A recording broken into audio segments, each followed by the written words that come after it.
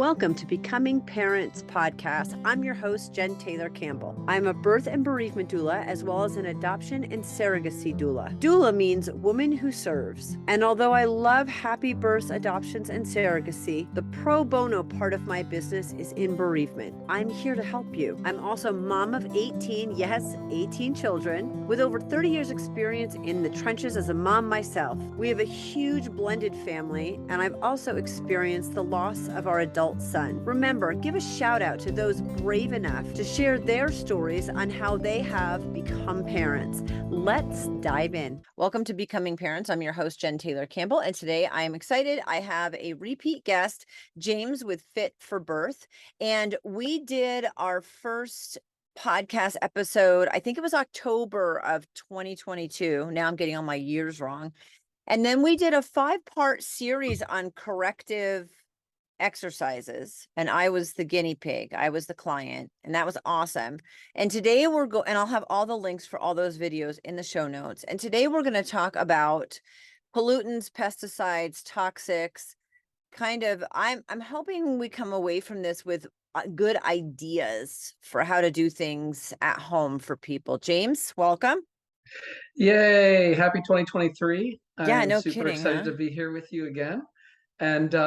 And yes, I have my outline in front of me and we can ask questions, or I can just kind of chat about it. And my understanding is that the goal of today is to, go down this topic. Like I'm as a holistic health coach, this is one of the important areas of several important areas. At Fit for Birth, we often talk about the 5 foundations: breathing, movement, nutrition, lifestyle, and then your thoughts. Now, today we'll be talking about lifestyle, but you really can't do anything without including thoughts to it. So that's kind of like a brief overview. I Oh, love and it. Go ahead. at to frame this for those of you who have just started listening, is that we've titled this the 4 action steps for a healthier baby or pregnancy or just household in general. This will apply to really everyone, although we can discuss specifics of pregnancy if that's the case. I mean, it's great to talk about specifics of pregnancy. I love that idea. I don't know. I think, I haven't been pregnant in a really long time, and this topic is still something that I'm really passionate and curious about. There's so much misinformation, even within healthy brands. And so I think regardless of if you're pregnant or not, but like, how can you make changes, and what are the big bad things and stuff, pollutants, placenta, pesticides. So I want to jump in and start by saying that I have made my own products off and on for 30 years. And that can also be a pain in the butt. So you jump in where you want to, and I'd love to look at my experience comparatively. So that would be Cool. awesome. Yeah, so I'd like to also say, as a frame for this, is that my personal desire with all of my coaching and for my students around the world has been, how do we make this simple? That's really Right? what is going to do. Like I'll jump to the end and say, in the end, I'm just going to ask you to choose things. When you're going to have to look at the label and look at not the label, the ingredients specifically, depending on what it is we're talking about. So if you look at the ingredients and you're going to choose the ones that have less ingredients and more of the ingredients you can pronounce and you sort of understand, not the ones that sound like chemicals. And that's it. If that's all that you leave here with, and you start sort of looking at, and you sort of like have 2 products in front of you and you just flip and you look at the ingredients, if you just start to do that, then that's it. It's really fairly simple. You're already going shopping, or you're already skimming online, or whatever it is, and you do the click, or you turn it over and you look at the ingredient label, and then you make one subtle change from there. This is about the rest of your life, not about Right. cleaning everything up at this moment, this week, this new year, or whatever it is. It's about the rest of your life.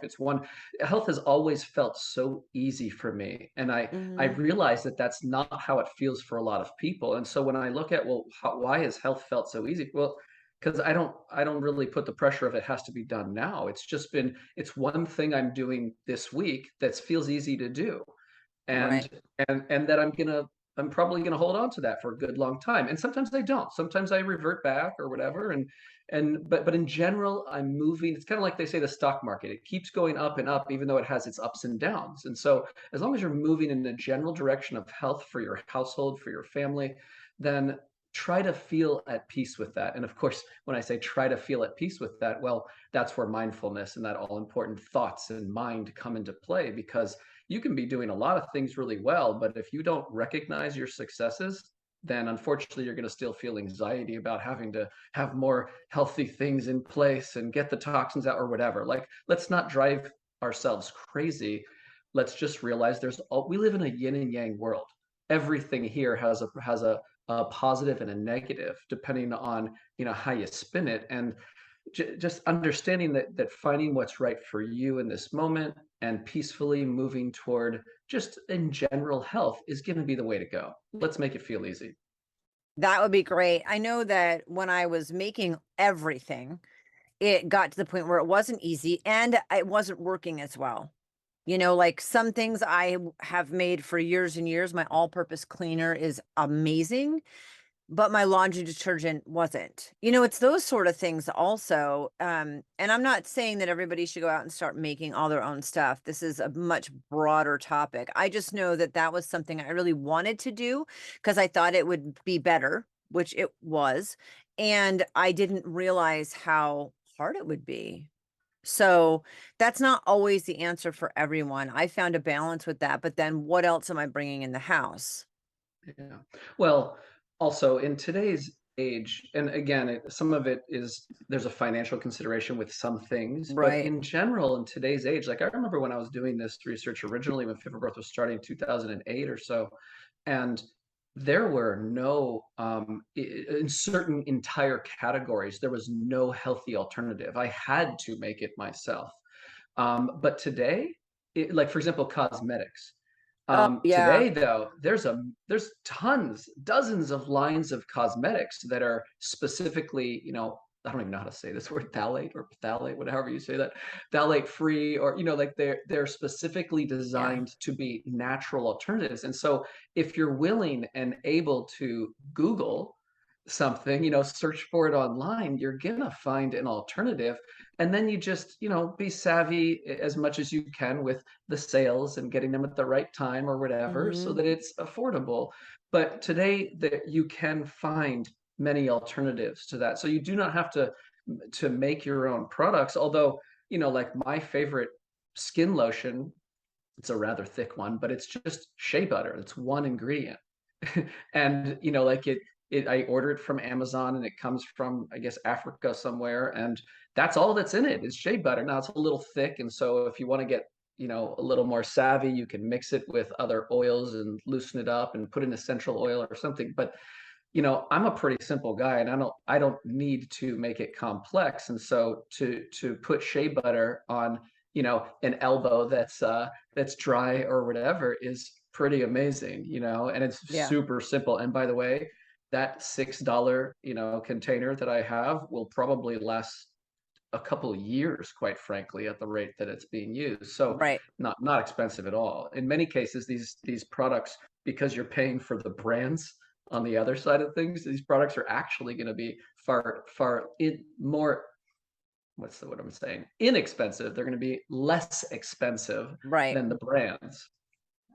Which is So true. I love to keep it simple. So keep moving forward. And you brought up makeup, lotion, two huge things for moms.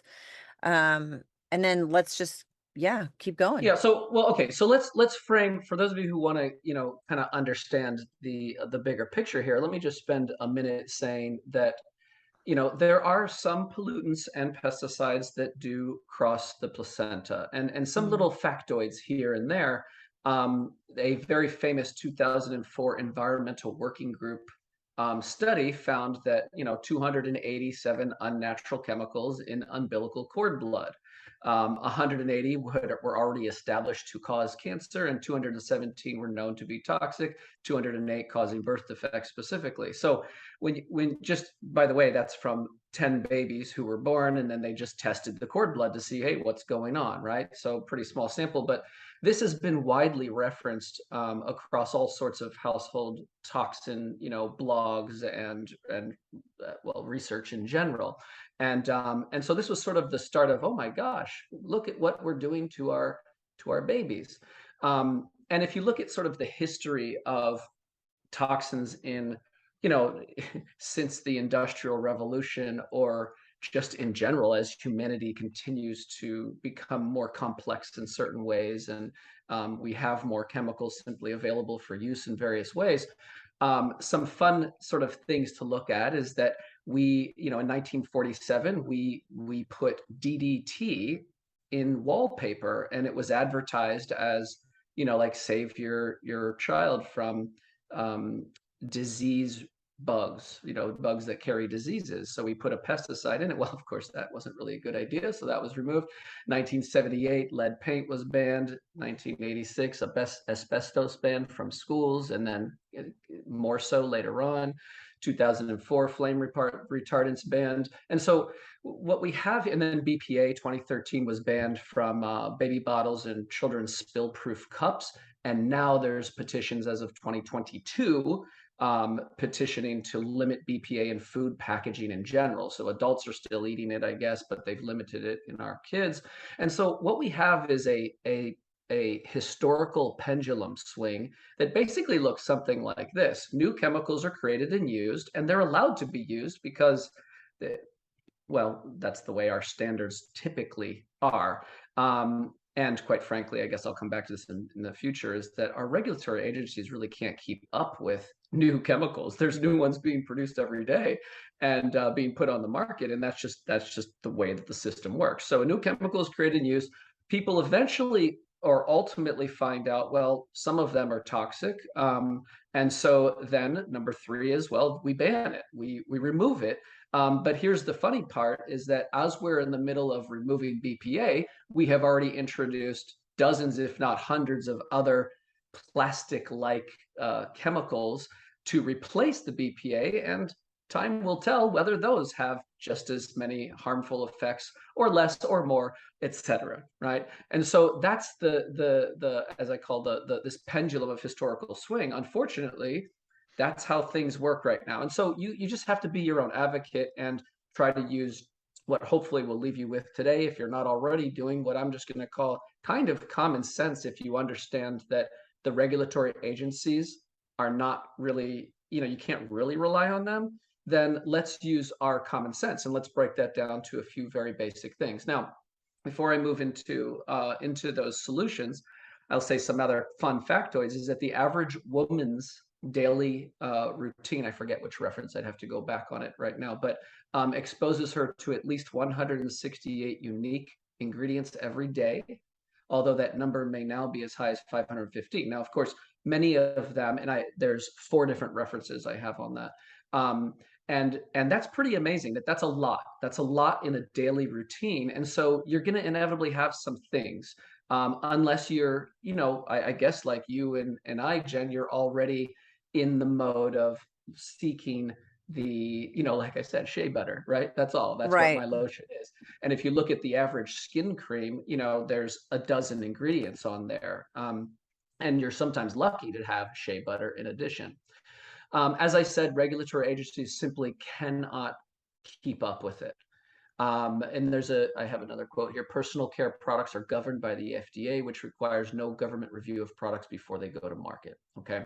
So now there are epigenetic, and then this is now framing the challenge or the problem, is that there are epigenetic effects of toxins on pregnancy. And even in a 2011 reproductive toxicology report, they talked about those prenatal exposures being transgenerational, which means that they act across multiple generations, which just means that you can have a epigenetic factor take place. Like, in other words, the chemical goes on into your skin or in your body, and it literally tells your DNA to produce a different set of mRNA and therefore peptides and proteins. And then that sequence that's now happening in your body gets transferred to your child. And then your child now essentially has a new way of operating genetically.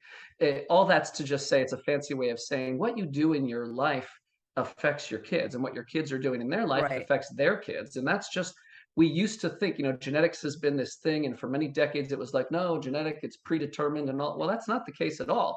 Epigenetically, what you put chemicals in, it affects you and your children. You take chemicals out, you get more natural, that also affects you and your children for better. And I want to point that out because epigenetics is the study of how your behavior's environment cause changes that affect the way your genes work, and it's reversible. So it's not a permanent genetic change. Epigenetics is like changing your environment and then your genes going, oh, okay, you can reverse it. That's the great news for people. Yeah. And to be clear, epigenetics doesn't have to be this like crazy a difficult to understand scientific thing. In general, when you exercise, that Mhm. causes an epigenetic change. Exercise is epigenetic. Nutrition, there's epigenetics too. Whether you have toxins coming into your system, that's an epigenetic factor. All of that, mindfulness is an epigenetic factor, the way you breathe. In other words, on some level, almost everything Yeah, environmentally, if you want to call it that, affects you epigenetically, which of right. course affects genetically, right?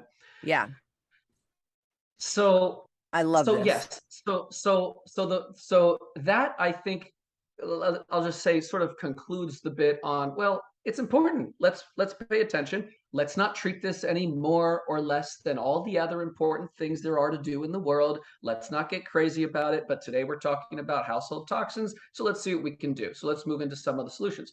So first of all, how do chemicals enter your body though? Because if we're going to solve that, we have to understand why it is. And this is probably going to make sense to everyone, but I just have listed three little things here. One is you breathe them in. So if you smell it, and sometimes if you don't smell it, like the exhaust or the fumes or whatever, and sometimes they say that the air environment inside an office building is worse than when you go outside, right? Uh-huh. So whether you smell it or don't smell it, but the point is when you're breathing it in, well, it does go into your system, and many of those things, like you have to understand that air fills your lungs, your alveoli cells, the cells of your lungs, and that's where the interface, where the oxygen and carbon dioxide exchanges into the blood. Well, in addition to oxygen and carbon dioxide exchange, you have little tiny chemicals, and if you can smell it, then that means that you have tiny little molecules floating in the air that go into your lungs. Now, again, I've said it, some of these things you can't smell, they just are what they are. So, but think about what it is you're smelling, fragrances of general sorts. So that's really the big one, I guess, that comes to my mind. Fragrances, they enter your system and then they go into your bloodstream. That's one way to do Mhm. it. One way that chemicals enter your body. Number two, skin absorption. So you put it on your skin. Now, not all things go through the skin. It sort of depends the size, and I'm really not even a chemical expert on that level to know which one's which. But some of them go in. Now, one of the points I wanted to make on skin absorption is that the new style of cosmetics seems to be nano cosmetics, and that's nanotechnology, the tiniest little things that are, I guess I was reading the other day, something like 8,000 or 80,000, I don't even know which one, but thousands of times smaller than the your hair follicle or something like that. In other words, these things are designed to penetrate into your skin to give you a better cosmetic feel to the product that you're using. And well, like I said, yin and yang. There's a trade-off to all things. You might have a really smooth, and listen, I'm not a cosmetic guy. I don't even know what I'm talking about right now in terms of makeup or whatever. But you might get a better effect for your makeup. But Right. unfortunately, you've just the downside is you've just sort of taken in more toxin because of that. So just be aware of that. You can see it on the if you're doing a search and you're looking on for example, Amazon, you can see because they'll say they'll actually brag for nanotechnology often because it's a cool new technology, and there might be a downside. So just be aware of that. Like I think in today's day and age, we can all agree in general that none of us need more toxins inside our system. So, just Right. operating with that in mind, just in general, we want to pull them out. So the third way that chemicals enter your body is ingestion. Of course, you literally put them in on purpose, and that's where nutrition becomes a part of this. Look, if whether it's processed foods or whether it's, quite frankly, kale that now has pesticides on it, well, these are just things to be aware. And like I said, in general, we can all agree that we want to have the minimal amount of chemicals entering our system. So be aware when you're breathing and when it's what you're putting on your skin, and then of course what you're ingesting. Oh, and in my ingestion category here, I have what did I put here? 32 lip products containing heavy metals, including lead, which is known to cause miscarriages, and cadmium, which is known to, quote, halt the pregnancy or produce birth defects. So lip products, that's like lipstick, something like that. So there are things, and just trying to contact the company or look, because increasingly people are listing them, but you don't Yeah. have to list them on many of them. But contacting the company and asking, hey, can I get a list of ingredients, is potentially an important way to go. Now, this can already feel overwhelming because it's like there's so much to do. So let's go to, well, what do we do? What are the three considerations when making a healthful change? And number one, do what's easy first. So inevitably, right now at this point in the conversation, some of you are already thinking, oh yeah, I looked at the ingredients of that the other day and I noticed that it was, like had some, strange ingredients, whatever. And I already know that I can choose the one right next to it on the shelf that's different. And so let me do that because, well, it's already easy. It's in my mind. It feels like not a big deal. I'm going shopping Hmm. already. I don't have to go out of my way. There's no email I have to write or research or what I have to do. Do what's easy first. That's how things have felt easy for me in my life. Let's just do what's easy first, right? Number two, and not necessarily in this order, you go with what you're inspired for, of course. Number two is, what are you using frequently? So after you've done what is easy, well, now ask yourself, well, what's going in my body every day? Is it lipstick every single day, or is it the shampoo that I'm using every day, or the toothpaste, or I don't know, but inevitably there's a few things you use every day. Identify in your mind right now two of them, maybe even one of them. Let's make it really easy. Identify one of them right now, and then tell yourself, you know what? I'm going to go check that ingredient. I'm Yep. going to turn it over and look at it, and I'm going to sort of read, and if there's just a few ingredients and I can pronounce most of them, okay, then I've just done my due diligence there. I can move on to the next one when I feel like it later. And if instead that thing that I've checked seems to have a lot of ingredients, or I'm not sure, then let me do a Google search, or let me specifically ask next time I'm in the grocery store for a natural alternative. Let me look Right. for a natural alternative to this thing that I'm using frequently. And then the third one is that I've put in here intuition, which I'll come back to in the future, because and intuition is also my way of saying kind of relax, because we've always had stuff. Yes, in today's day and age, we probably have more chemicals that are less natural than ever before. But the reality is there's always been something to Right. deal with in society, something that's going to stress us out. And so let's not try not to make this the new one. Let's intuitively follow what works well for you right now, for your family, and just try to relax into it. So that's it. Do what's easy, then check into what you're most frequently using, and then relax into your intuition and know it's going to be okay. It's going to be okay. Let's make one change today as a part of this podcast right now. I Now I'm love going to the one pause. change a day. I really, really love the one change a day because it is not overwhelming. And so I could look at lotion today, right? Look at what I have and then replace it. And then look at makeup and look at what I have and then replace it. I've done searches before where it's like, um, whatever the ingredient is in makeup that's really awful, like the most pure makeup there is, and then break it down into the most to the least expensive. Because a lot of this, like you said, you don't have to break the bank on it.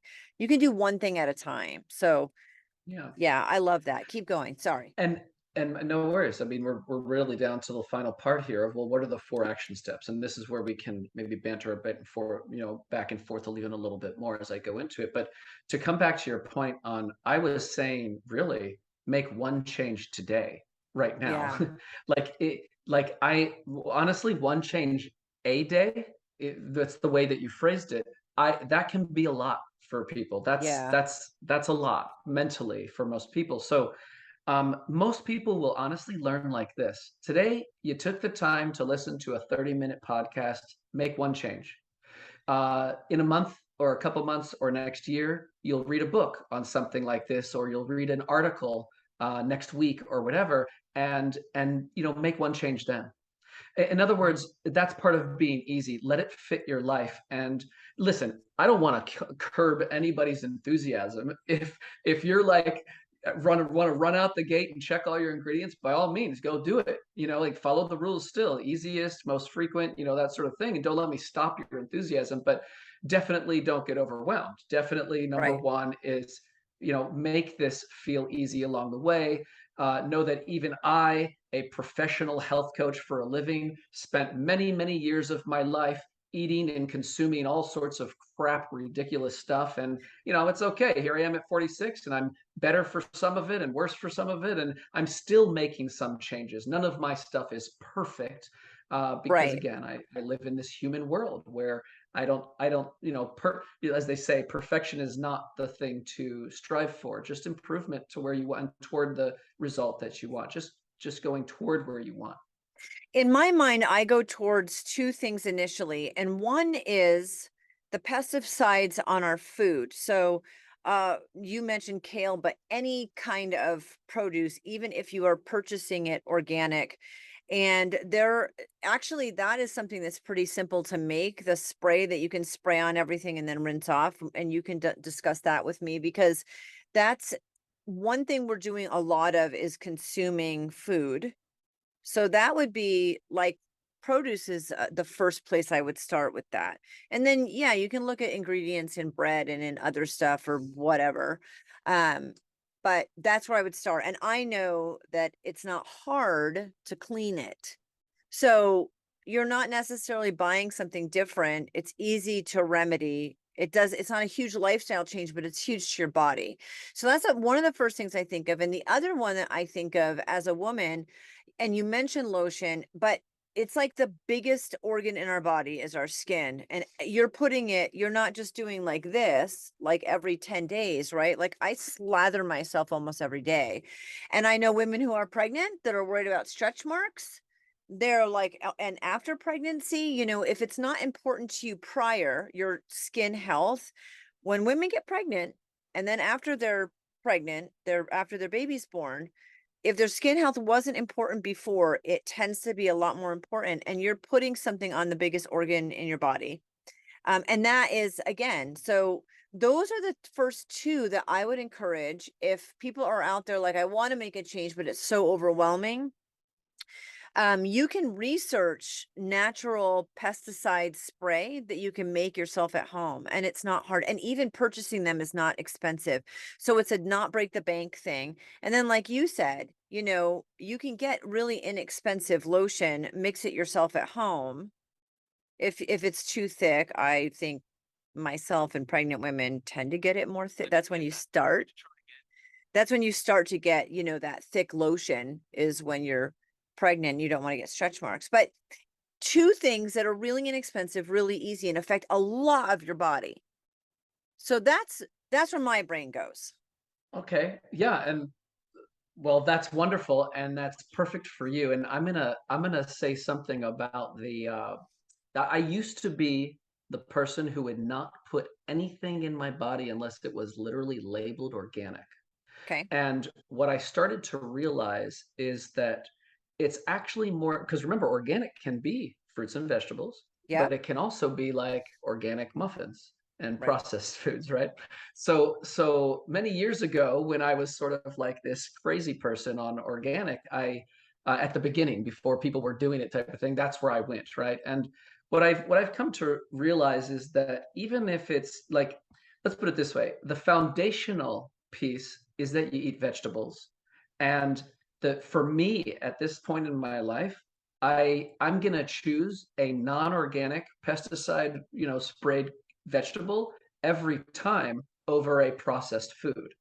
And I want to Oh, make sure to right. just kind of say that as a foundational piece because, it's kind of like we like to pop supplements a lot.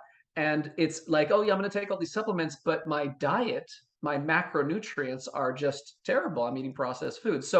So I personally have gotten to the place where, yeah, let's wash and I certainly wash my vegetables. I do still buy organic vegetables, of course. So typically I don't even feel like I even have to. But if I'm going out to eat or whatever it is, like I'm not as worried about it, and I'm just going for the whole food because I'm trusting that the whole food of the zucchini or the cucumber or whatever is going to counterbalance. And maybe, honestly, I'm probably deluding myself on some level, but Mm. I'd rather be in that belief system than being crazy about how many pesticides are on my food. I haven't, and I don't know which ones to recommend in terms of washing foods at home. Certainly, wash your foods, especially if they're not organic, right? That's the take home message there, so that we're not bringing them, Right. extra chemicals into our body. But let's not skip the point that eating vegetables to begin with is really possibly a more important foundational piece in general. I love that you said that because we do get hung up on things, and you're right. I mean, processed foods, like with anything, not just this conversation, if you can't read and you do not know what ingredients are that are listed, or I mean, sometimes we'll look at an ingredient list and it's just a certain length and we're like, nope, I don't even read the ingredients list because it's so long. I know that it's not going to be good for me. Like if it's this long, you want the one Yeah, that's like this long, right? that's right. But also, if you're reading it and it's a shorter list, but it has some stuff that like you don't know what that word means, you can't even pronounce that word. There are a couple times where I'll look it up, online to see what does this mean. But for the most part, if it has stuff in it and you're looking at a lot of processed foods, and we could go down this massive rabbit hole on the health of foods, but I do love that you pointed out, like I can wash a non-organic pesticide piece of fruit and remove it, but you cannot undo the ingredients in the processed muffin.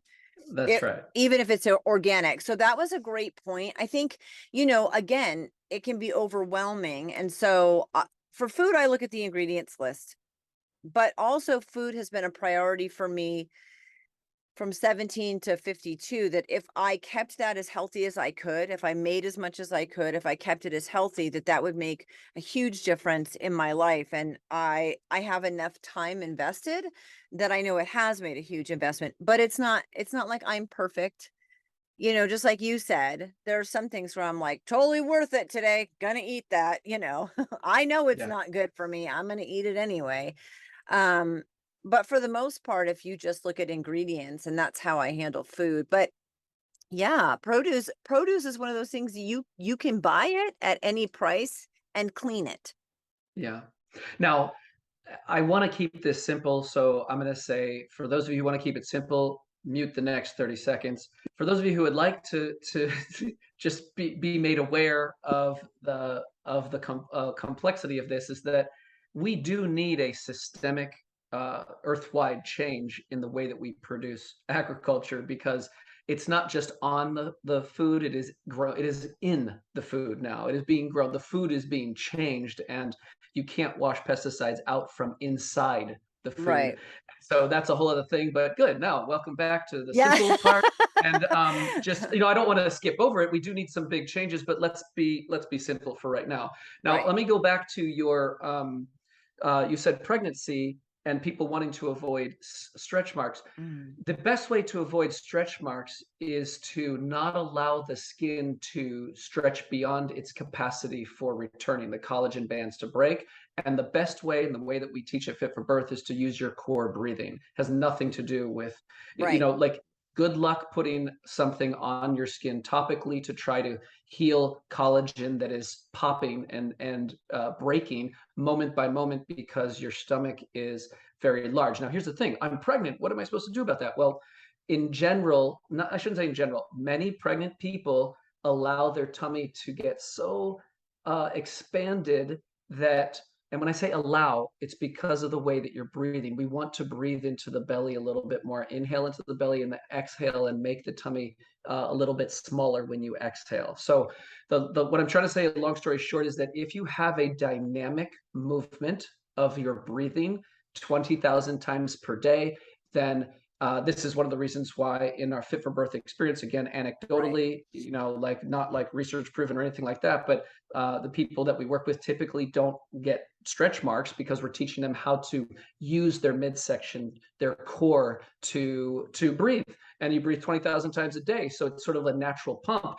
Imagine that the contrast between a natural pump 20,000 times a day compared to a person who is sort of stagnantly expanded, and then you go and you bend over to change the dishes in the washing machine or whatever you're going to do, and micro tears are happening at the linea alba, or elsewhere in at the skin. Linea alba I mentioned because of diastasis. It's really the Hmm. same thing I'm talking about here.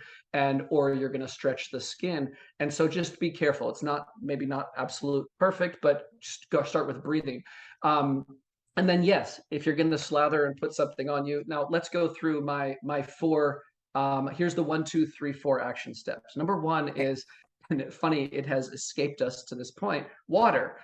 Water is, you're drinking water, you need to get some sort of filter, and if you don't already have one. And there are many under the sink ones. I just was looking on Amazon the other day. You can get it for anywhere between 100 and 400, whether it's sort of beside the sink or whether it's part of your sink contraption. Something that filters out some level of filter. You don't have to get the thousands of dollars one if you don't want, but just something that's acting on the behalf of removing toxins Yep. is so critically important because, well, as they say, you're made of 80% water. Like, we need your water to be somewhat cleansed in some way. So number one is do something with your water. If you really want to get fancy and you don't want, plastic, then I did see that there are glass now options for beside the sink. You fill it up, and stainless steel too. The Right. perk, what it is, right? Right. So that's number one. Number two, the ingredients. Now we've talked a lot about ingredients. We have a prenatal wellness course at Fit for Birth, and basically in this section 7, one by one we go through each section, and the first thing we say before we complicate it with various ingredients is look for a short list of ingredients that you can pronounce. It's exactly what you said, Jen. Yeah. Look for a short list, and we even get funny about it. Like, by the end, it's like, hey, surprise, surprise, look for a short list of ingredients that you can pronounce. That's it. Things like and I'll mention 4 specifically, in your soap or shampoo, something like saponified oil. That's a very natural, that's what we've been using for generations. And that's instead of something like diethanolamide. I don't know if I'm saying that right, but diethanolamide is an example of, well, I'm not exactly sure what that is. Sounds like a chemical. Yeah, let's remove that. Lotions, coconut oil and shea butter. I mentioned shea butter. Coconut oil is the more greasy one. Shea butter is the more dry one. It depends how you want it. If you mix the two, you get something special in between, and that's just 2 ingredients instead of parabens, right? Or if you want to be simple, just go and get the one that's sort of advertised at least as more natural, because if it's advertised as more natural, yes, you can't always trust it, but don't drive yourself crazy. Most of the time, those companies are doing the best they can to remove the things they know are a problem. A paraben, by the way, is methylparaben. It'll literally say that, or propylparaben, and there's other parabens too. So anything that ends with the name paraben. Air fresheners, something we haven't touched upon. Oh, Essential wow. oils, if possible, like a diffuser. Yes, it's more expensive well, actually I don't even know about that, because you can get a whole bottle and you put it in, and a diffuser on Amazon's maybe $30, and then each Yeah. essential oil bottle is maybe 5 to 10, depending on the quality that you're looking for, or the rarity of it. So if you're looking at an investment like that versus any sort of plug-in, um, any sort of, well, unnatural one, which are known for basically, it's funny, they don't make things smell better as much as the technology is designed to deaden your olfactory nerves. Actually, at least that's what it was originally designed for. So they're actually designed to deaden your ability to smell. It's so weird that we do these sorts of crazy things, but that's the type of things they are. I don't. It's very difficult to get ingredients, but 1,4 dichlorobenzene, or just anything that says fragrance in it. Now that's a tough one, because even if you go to natural food areas or grocery stores and you look for, they often will have fragrance. And so you have to, oftentimes I'm buying things like my laundry detergent is just simply fragrance free. Now look, I'm really sensitive. I can literally get a headache or start having a runny nose, super sensitive to this stuff. And that's just the deal that I am going through. Sort it out for yourself. See what I think sometimes that happens to people as you start to remove things, you start to immediately notice when they're back in. It's kind of like, oh, I'm sugar free. Yep. And then the moment that for I've weeks, my 21-day diet is sugar free. Now I'm going to celebrate with a cake. And all of a sudden you're like jumping off the walls like you never have. You're more sensitive to it. So just be aware. And then, like we said, cosmetics, phthalate free. So number one, water. Number two, look for a short list of ingredients that you can pronounce. And that's applicable to your household toxins as well as to your food items. If you're looking at it and you can see a food label. And then number 3 and 4, intuitive balance and then mindfulness. And then I'll hand it back to you, Jen. But Mm-hmm. intuitive balance means it's kind of what I was saying before. Let's relax. Let's remember that any one chemical is not likely to be the sole cause of chronic disease, deformity, et cetera, et cetera, et cetera, et cetera. It's when your body has to manage all the chemicals that things start to just kind of break down. More often, that's really what's going on in the world, even though every once in a while we do identify that this chemical causes it. It's the onslaught of all of them. So don't drive yourself crazy. For example, go for a run. It's good for you, even though you're going to be breathing exhaust during part of that run. The run counteracts it. It outweighs it. Eat a can of sardines, even though it's canned and it has other plastic sort of things on the liner of the can.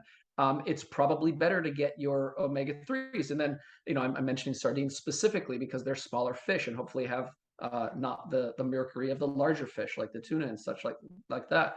Pump and store your breast milk, even though your baby's gonna drink it from a bottle later. Like that's okay. That's probably a healthful benefit, right?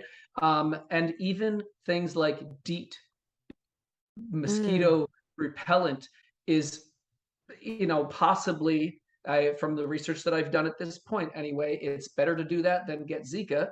So, like that's just a reality of our world. If at all possible, try to plan your activities during non-mosquito hours, if that's something, So in other words, intuitively, just kind of gently start with what's easy, see where it makes sense. And one thing, remember today, if you can just do one thing different, pick the one and then trust that next week you'll read an article and do a second thing next Right. week. And you know what?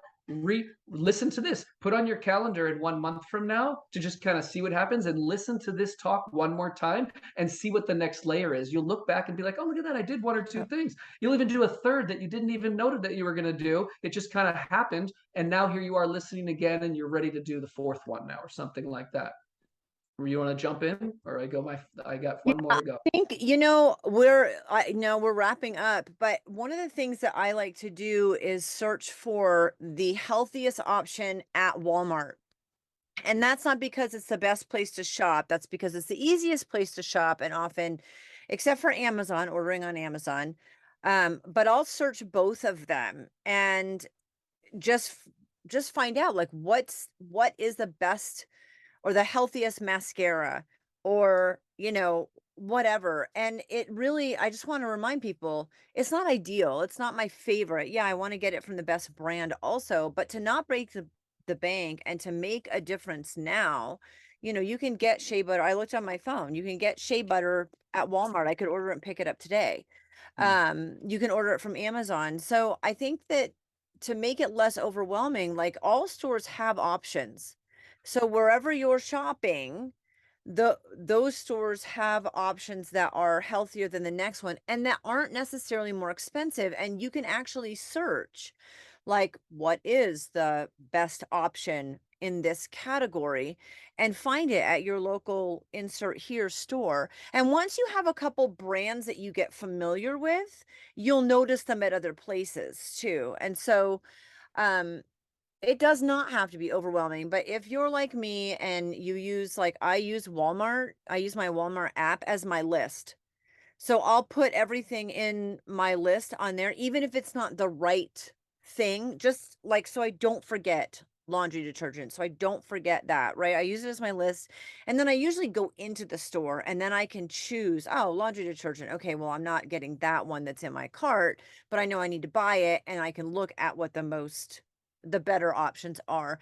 And really, it doesn't have to cost you a lot. So I guess another way to do it or a way that my brain works, one is to think about what do I use the most that I want to replace? And that's just by walking through your house, opening up your cabinets.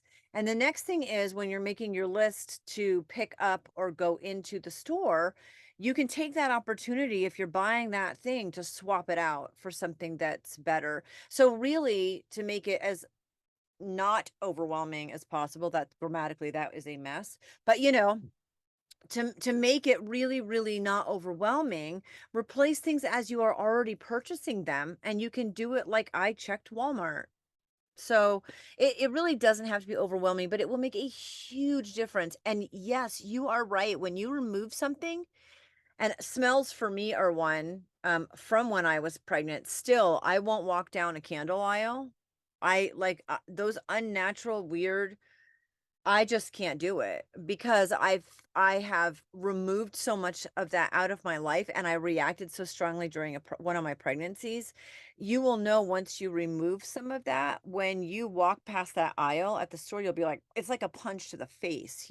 So you won't notice it at first, and all of a sudden you'll you'll be up against something that happens where you're like, holy cow, didn't even realize how much that was out of my system till I ate it again or drank it again or smelled it again, and then it will be like a sucker punch. So Yeah, there are a lot of people who don't want to even do that because they're like, oh, I don't want to not be able to live life, and I don't want it to be, I don't want to be sucker punched when I walk down the candle aisle. And to those of you, if that's something that's a concern of yours, just know this: the trade-off that you're considering here is being able to actually feel and sense your body. That there's yeah. something really magical about the fact that, like, if something at me, the clients that I work with and stuff, that you start to like be able to self-manage aches and pains instead of just sort of like going to the doctor and saying, hey, what's wrong, what's going on, why do I have this happening? You start to be able to understand and solve it yourself, and it is a trade-off like all things, but it puts Right. health into your hands a bit. So if you're ready for that, then embrace the every once in a while the sucker punch. I had last week, being in a different kitchen environment, something cooked on Teflon, and immediately got a Teflon headache. That's part of the problem that I have to suffer. Not to bring up a new topic there, but your cookware, like instead of stainless steel or ceramic or clay or whatever, the nonstick Teflon stuff, like that one, that's one that, now I can sense. I know when it's been cooked on Teflon because I get my Teflon headache from it. Pretty crazy. Now, I am going to end with a one, and this is one that is so worth saving for right now because in many ways, if at all you're feeling like, hey, I'm overwhelmed, there's still a lot to do. First, like Jen was saying, and like I've said, just pick the one thing. You don't have to do all of them, just the one thing. Maybe it's the way that you shop at Walmart, just like Jen said, just swap out the one item or whatever and just do that right now. Or maybe it's like one that that's going to be easy or whatever it is. But this is one that potentially trumps them all, and it's mindfulness. Mindfulness is literally the practice of Mm. meditation or being present. Now, I'm not kidding about this. I'll read you a couple quotes. 2020 Frontiers in Psychology wrote, mindfulness and compassion meditation affects methylation regions. This is a factor that affects how your genes work, corresponding to at least 43 genes: immunity, glucose homeostasis, lipid metabolism, protein folding, literally everything. And so we know that mindfulness and meditation has an effect epigenetically on your system, so much so that the Nobel Prize winner for telomeres are the bumpers at the end of your DNA, and they basically shorten over the course of time until finally your system's frayed and you die. Well, check out this one. Telomeres tend to be shorter with negative thinking, but they may be stabilized or even lengthened. That means reverse aging, even lengthened by practicing habits that promote stress resiliency. So here are the habits that promote stress resiliency that will affect your baby epigenetically and transgenerationally. Factors making up stress resiliency include practicing meditation, straight up meditation, the way that you think it is. There's a million different types. Being present. So like right now, Jen and I might or might not be present depending on how it is that our brain is doing right now. Being conscientious, thinking about what that means in your Mm. life. Waking joyfully, not just shutting the alarm and wishing it wasn't that way, but somehow saying, okay, well, what can I be thankful for or whatever. Waking joyfully. Self-compassion, Think about what that means in your life. Feeling purpose. Think about what that means in your life. What are you aiming for in this year, 2023? What are you aiming for in next 5 years in your life, for your family? Adopting a challenge response rather than defeatism. In other words, okay, I have a challenge in front of me. How do I overcome this challenge? As opposed to, oh my God, this is not fair. It's happening to me. How do you change that mentality? And then finally, self discipline of doing it over and over again, moment by moment, coming back to being present.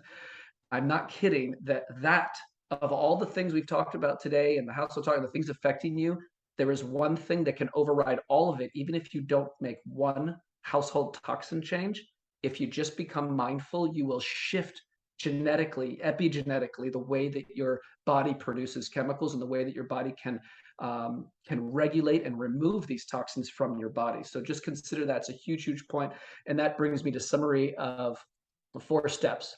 Do something with your water to make it better. Number 2, look for a short list of ingredients that you can pronounce. Number 3, know that, there's an intuitive balance. Don't worry so much. And then number 4, mindfulness, meditation on some level. Teach your body epigenetically how to handle this, regardless of what's going on in the environment around you. James, thank you so much for coming on and sharing this. This was awesome. I loved it. Thank you. Oh, you're so welcome. It's my pleasure to be here. I love it too.